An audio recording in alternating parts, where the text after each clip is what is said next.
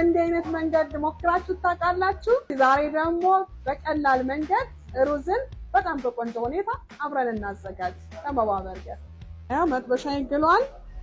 የተፈጨ ሽንኩርት ተጠቅሜያለሁ።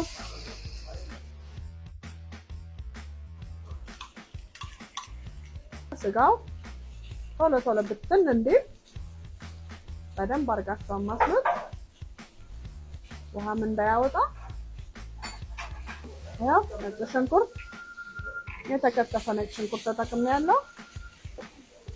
ለጣዕሙ ያክል ነው። ሩዙን ስቀቅል ቅመሞቹን ተጠቅሜያለሁ በደንብ። የሩዙ አቀቃቀል ደግሞ በባለፈው ቪዲዮ ስላየ ነው ሄዳችሁ መመልከት ትችላላችሁ፣ ሩዙ እንዴት እንደምቀቅል። ሩዙም ስቀቅል ጨው ስለተጠቀምኩኝ ጨው በጣም ትንሽ፣ እንዲሁም ትንሽ ቁንዶ በርበሬ እና ከሙን አድርጌያለሁ። ከሙን ለሩዝ በጣም ወሳኝ የሆነ ነገር ነው። የስጋውን ጣዕም ቆንጆ ለማድረግ ነው እነዚህን የተጠቀምኩት። ቀቅዬ ያዘጋጀሁት ሩዝ እዚህ ጋር አለኝ። ሩዙን እንጨምረዋለን።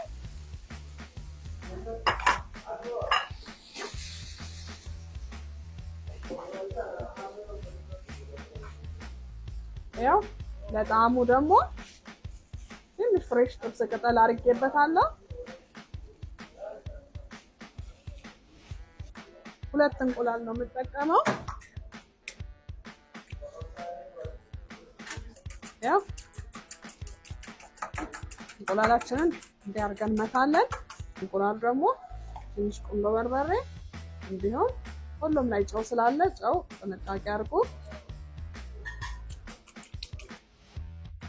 መጥበሻችን እየጋለ ነው። ይኸው ዘይት እናደርጋለን። መጥበሻችን በደንብ ግሎልናል።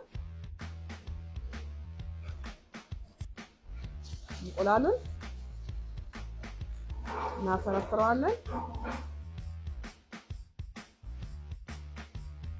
ቆንጆ ሆኖ ደርሶልናል። ለከለርም ለጣዕምም ትንሽ ቃሪያ ብንጠቀም ያምራል። ያው እዚህ ጋር ደግሞ ሩዛችን ደርሶልናል። ይኸው ሩዙ እንዲያድርገን እናንተ ያምራል በምትሉት መንገድ ማቅረብ ትችላላችሁ። ያው እንቁላሉ ደግሞ ያድርገን ታዩ ላይ እንዲህ በሚያምር ሁኔታ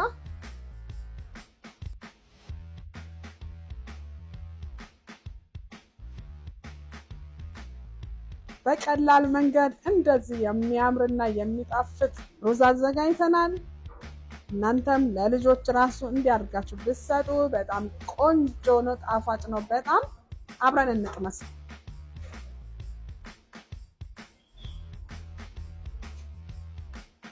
በጣም ነው የሚጣፍጠው፣ በጣም ቆንጆ ነው። እናንተም ሰርታችሁ ሞክሩት። ለማንኛውም ፕሮግራም የኬትሪንግ አገልግሎት ስትፈልጉ መባ ኬትሪንግ ደውሉ። በብቁ ባለሙያዎች የሚጣፍጥ ምግቦችን እናዘጋጃለን። እዘዙን፣ ደውሉ። እንደናንተ ሆነን እናቀርባለን።